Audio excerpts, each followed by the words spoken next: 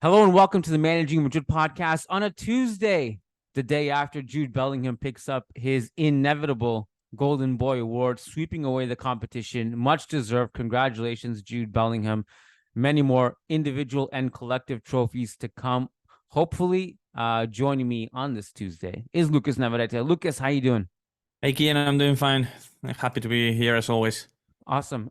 So this is technically El Dia Después, although the game was basically 3 years ago. So I don't know, even remember what happened. Have to go back to the notes. And it's a pretty slow news day. So we actually only have about 25 minutes. And so it kind of fits. We said, might as well throw on the camera, throw on the microphone, cover some Real Madrid news, and we are here. So I'm going to ask you, Lucas, where do you want to start today? Maybe let's talk about La Liga games. Since, Real Madrid's game is over, maybe we can share some thoughts on Barcelona beating Atletico as well. Whatever you want. Well, we can start with La Liga. We can start in chronological order. The Granada game, we did a post-game show that night, Mehdi and I thought it was a really interesting game, and my main takeaway was that I think Ancelotti's done an amazing job at getting the system to work with a double pivot and Fede's new role and the amount of amazing work that Fede is doing, Bellingham's doing, Rudiger, Rodrigo, Brahim. I mean, these guys have all stepped up. I'm curious to know what your takeaways were. I mean, I do have some thoughts on Barca Atletico, but I've actually spoken a lot about it already. But what caught your eye from the Granada game? Brahim, mostly. I think Brahim was quite possibly the man of the match in that one. I thought he was brilliant. He's been deserving the minutes he's been getting lately. The only sad thing about it is that he got him because of injuries. But hopefully he keeps being in the rotation after the injured guys come back. So I think he's been deserving the minutes. I think he's done well in recent weeks. And I think he actually was quite possibly the man of the match against Granada. I don't know whether you agree or not. What is it? He won the award, the Man of the Match award. Yeah. And deservedly so, in my opinion. So, rightfully so. So, the other thing that maybe caught my eye and was a bit unnecessary to me is that I didn't think Ancelotti needed to use his starters as much as he did in this game. I thought he could have made some rotations here and there a little bit more. I didn't see a reason why Bellingham played 90 minutes. I also thought Ceballos could have started. Maybe even Fran Garcia. I don't know. Maybe give some of the bench players a bigger chance here and there. But other than that, it's definitely a good result. And obviously, considering that Real Madrid don't play in the middle of the week this week, maybe that's the reason why Ancelotti went with his starters, knowing that overall he's going to have 5 or 6 days to prepare for the next game. Well, it's interesting because Mehdi and I didn't really talk about Dani Ceballos in the post-game podcast, but he is kind of indirectly involved in this formation change because he played in two games ago. I think it was against Napoli, right? And then he did not start. And that's why I was a little bit confused looking at Real just starting the lineup, because when they announce it on their social media, they don't show you the formation. They just show you a list of, I think it goes by squad number. And so you have to kind of put it together quickly. And I was so confused for the longest time because we hadn't really seen a situation where we've only had 2 midfielders plus Jude this season. So I was like, wait, where's the third midfielder? And then I realized, well, Ceballos is not on the field. And I assume, I don't think he played good against Napoli. And I wonder, Ancelotti was like, based on form, Brahim, you want to maybe squeeze in Brahim instead and try your luck with Joselu. And I thought to myself, well, if there's any game that Joselu, you can get away with a striker who doesn't do anything outside the box, it's a game like this, because you have Brahim, Bellingham, and Rodrigo doing all those things outside the box, and Joselu can just focus on finishing, which ironically he didn't have many chances. They had 1 shot versus 9 in 25 minutes or so against Napoli, or 35 minutes. So that was a thing, and I wonder if Ancelotti will stick with this, or will he kind of go back to the 3 midfielders plus Jude in the coming games? What do you think is going to happen there? Interestingly enough, I don't think Ceballos has been great enough to earn a spot in the 11, and the team has done well On the other hand, I also think that Betis will be a tougher matchup for the double pivot than the teams Real Madrid have faced recently. So maybe it would be wiser to, especially considering that it's away, it's in Sevilla. So I think it may be wiser to give Ceballos a chance to play there. Obviously, Ceballos always fired up and showing up for that kind of game against his lifelong club. So maybe it would be wise to give him the chance to start there and drop one of the attackers in that occasion. We'll see. I think maybe for Betis it's a different story than what we've seen in the last two games.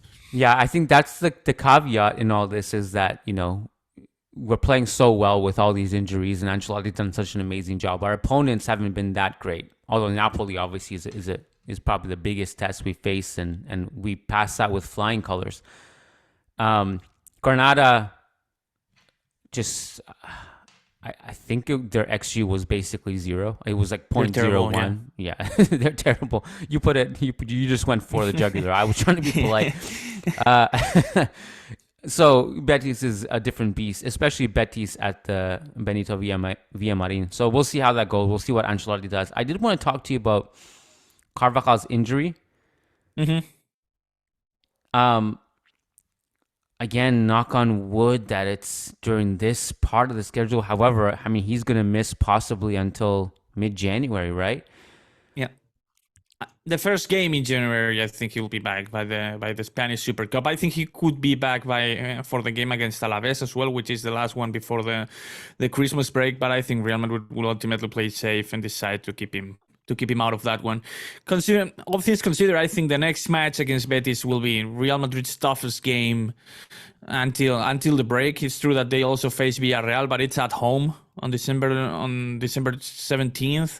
So I think the upcoming match against Betis is the tougher one. If Real Madrid manages to survive that one without Carvajal, I think they will be all right until he's back. They'll be okay. My only concern is this. Because if Carvajal just misses 2 to 3 weeks, Vasquez has to play for 2-3 weeks. That's fine. I mentioned this to Mehdi in the post-game show that Ancelotti said it's just an muscle overload with Carvajal, nothing serious. My fear was we've seen this with Carvajal before, where it's just an overload, and then the next day it's 2-3 weeks. And then after 2-3 weeks, it's like, oh, it might be something else. And that's just my first fear came true. And I hope that it's just 2-3 weeks because Carvajal right now is one of the best right backs in Europe. I mean, full stop. Mm-hmm. He's been unbelievable. And he has proved me wrong completely. And I've been blown away by his performances. I usually don't doubt his performances in Champions League, big games. But I have more concern about the game in, game out grind of La Liga where he hasn't been good in the last few years. But this season, Every single game almost, he's been incredible. If Vasquez stays healthy for these 2-3 games, I mean, it's not much to ask, right? You just ask that your backup right back just is able to play the next 2-3 weeks. I guess if it gets any worse than that, then the alarm bells would ring for me a little bit because you can't rest Rudiger anymore because then you'd have to put probably Nacho right back or maybe even Rudiger himself right back because that's been something we've seen sporadically in emergency situations. And like I said, man, I don't really have concern or lack of trust with our squad players. It's just that the remaining squad players they're going to start getting overworked and tired and fatigued and then ultimately injured if we don't get some players back soon, man. So that's my concern. Yeah, and that's why I think Ancelotti must do a better job of rotating his squad. I mean, Rudiger has been playing 90 minutes for the entirety of the season. Minutes of anyone on the team this season. And I would argue that maybe he has the most minutes of anyone in Europe. I mean, it's crazy. He's played. I think in every match for Germany as well. I'm serious. I don't think I can remember a game where he has actually get some rest this season. Has he started and completed every single one of them?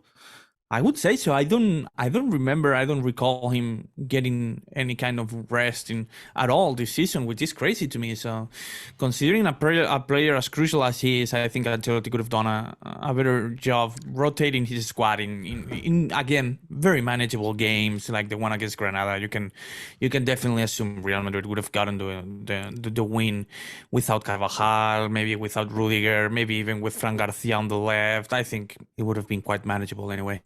He's played all but one game this season. It's crazy. So he's played 14 of 15 La Liga games, and then he's played all 5 Champions League games. Plus the Germany ones. Yeah. It's been a lot. I don't know. I'm actually... Shouldn't have played against Granada, man. You can't convince me otherwise. Shouldn't have played against Granada at all, I don't think. It's not that he had an exhausting game anyway. I don't think he just put some cardio. But shouldn't. I think Nacho should have gotten the chance to start there. Yeah, he didn't have much to do, but we do have a 1 week rest. Mm-hmm.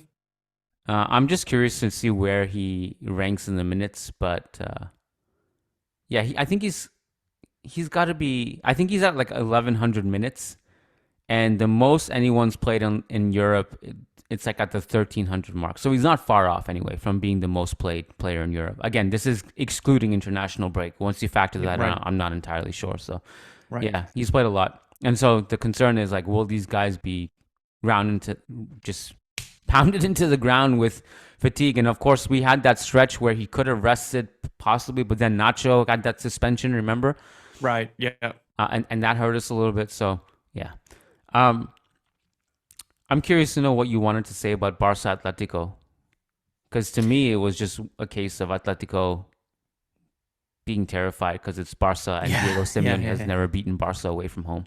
Yeah, I completely agree with you, and that's pretty much what I wanted to say. You can see the change of attitude, the change of their intensity, and pretty much the change of playing style and aggression when they play Real Madrid rather than when play Barcelona, right? It's a completely different story, and you can clearly see that they were terrified and they didn't create much, although they also had a good chance to equalize by the end of the game with that free kick, but a terrible game from Atletico, and Real Madrid should not expect any kind of favors from Atletico when they're facing Barca. So, no, I mean, like, quite frankly, like me watching that, I was kind of hoping for a draw. I mean, if I had to lean one of them to win, it would have been Atletico. Yeah, me too. But again, like because I believe both Barca and Atletico will be good enough to be there at the end of the season. You think? I would have been happy with a draw, both teams dropping 2 points. I also, by the way, have 0% chance, in my opinion, that Barca are going to drop points against Girona. I don't even, like, a lot of people are circling that. Oh, no, forget about it. No. No. They all had this circled as the doom schedule for Barca, Atletico, and Girona. I'm like, guys, have you seen Barcelona's track record against Atletico at home? 15 games against Simeone, not a single loss. And Girona, like, again, I'm not holding my breath on that one. Right. Well, plus Atletico had that game in hand that, right. That was another thing I factored in. Like, I would have rather seen Atletico win if one of these teams won, but it is what it is. So I did want to transition to something. You announced today that you have an interview dropping with Michael Owen. Tell us about that a little bit. That's going to be dropping on Managing Madrid at some point. Let's get the hype train behind this. Yeah, we're hopefully publishing it tomorrow. I'm just waiting for a link from the company who organized the whole event with him, working with him. And I asked him about mostly about his 1 year tenure in Madrid. He was quite satisfied with his overall performances.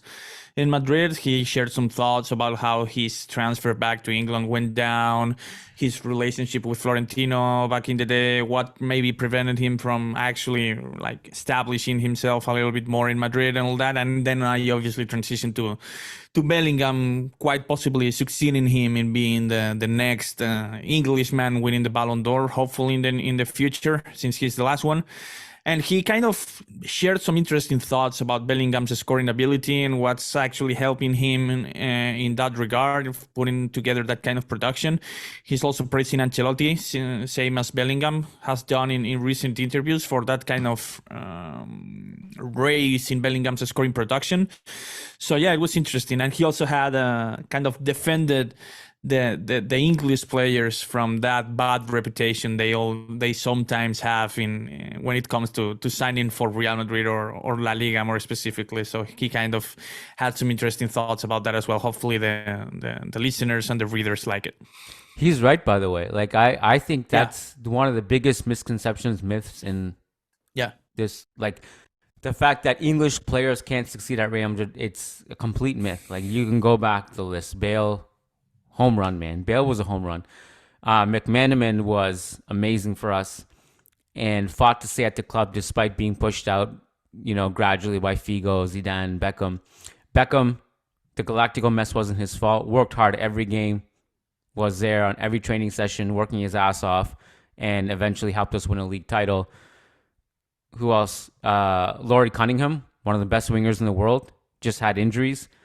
Woodgate, okay, fine. I mean, but Woodgate was a failure, just like every other signing. But that had nothing to do with being nothing English. to do with nothing with his passport. Yeah, and Michael Owen had a really great 16 goals. Yeah. Looked it up yesterday. 1 goal every 150 minutes coming off the bench. Pretty decent record. Yeah, goal ratio was great. Yeah, just a brief tenure and the signing didn't really make any sense, to be quite honest, from a sporting perspective, because we had Raul, Morientes, and Ronaldo. So that and I thought Owen was better than Morientes back in the day. Maybe Owen didn't actually get the longest end of the stick. Maybe there with that kind of battle for the spot. But in any case, maybe Morientes made more sense because his style of play as well. So yeah, but he had nothing but positive things to say about Real Madrid, really. Yeah, I mean, I think you could definitely argue. I mean, Michael Owen was a Balon d'Or caliber player, at least a couple years prior, and still was really good. Questionable Balon d'Or, now that he's not listening. It should have gone to Raul, no question, but caliber. That's why I said caliber. Yeah, absolutely. Yeah, but I think, after he left Real Madrid, his career basically just finished. But I think I think the Morientes thing was more like, even if this guy's better than Morientes, was it worth... Oh, yeah. Disrupting the team's harmony, all that stuff, and adding an extra player you don't need. It was such a superfluous signing. But we did get some cool moments like that Beckham Owen connection in the Clásico, in that 4-2 win. Stay tuned for that one, guys. You'll get that one quite possibly tomorrow. Yeah, and that'll be not in podcast form, right? That'll be on the website. Oh yeah. ManagingMadrid.com. Stay tuned for that. I'm curious, how did he strike you at just his kind of... Very likable, very polite, likable. He didn't seem bothered by my or other interviewers' presence. Really, just a very likable figure. He was very polite, very happy to be there, to be answering my questions. Very long. I mean, he very reflective guy. He took his time to answer every single question in the most detailed way possible. I thought his best answer, or the most interesting one, was his thoughts as a goal scorer on Bellingham's production. I thought that particular that particular quote was very interesting, because obviously it comes from a great goal scorer himself. You can definitely sense that he's paying close attention to what Bellingham is doing, and hopefully also, and obviously for them also, keeping his fingers crossed that he can put that together, that kind of production for the English national team as well. Definitely. Thoughts on to close it here, I know we got to go soon. Thoughts on Jude Bellingham winning Golden Boy? On Golden Boy, he just, your thoughts. Oh, my thoughts. I didn't ask Owen about it, and now I'll answer you as well. It was a given, right? It was a fairly easy assumption and conclusion that this would happen. So I'm not surprised. Nobody's surprised. This is really not a big deal because we all saw this coming. It was like obvious. It's like Bellingham is so great already that the golden boy is like, okay, fine. Right? Yeah. This is another award for Bellingham. It's just, I know it's a more prestigious award, but Bellingham is so great right now that the golden boy for him is like the player of the month in La Liga award for him at this point. It's just, his side should be on bigger awards and bigger conquests at this point. So it was a given for me. I mean, it was, he's just kind of like, it was such a given inevitability. I mean, he's almost overqualified. He's not, because he fits the age bracket, but really, this kid's going to be competing for Golden Boy. I mean, for Balon d'Or. Should be. And I kind of like, I don't want to repeat myself because I had a big monologue about what makes Jude Bellingham special on the Churros y Tácticas podcast today. And, but just to kind of like add to it, I mean,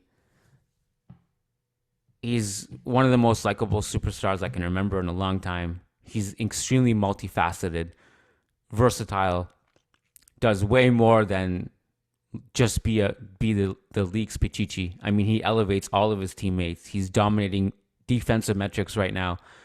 And he's just such a humble guy, likable guy. You think about, like, imagine an Englishman coming here and it's in public knowledge in the last few days that he hasn't been able to pick up Spanish yet. It's been hard for him. And we laugh about it and we're like, it's okay. You're just great. You know, it's kind of like that Gordon Ramsay meme, you know, when Gareth Bale doesn't speak Spanish, you fucking donkey. When Jude Bellingham doesn't speak Spanish, oh, it's okay. It's okay. It's okay, sweetheart. Yeah. I mean, he's just a really likable guy. And I think there's no reason why he can't be at the podium at the end of 2024 for the Balon d'Or. Obviously, it's very contingent on what happens in the Euros. And, you know, Messi, if he scores one penalty in the Copa America in Miami, maybe he'll be there at the podium too.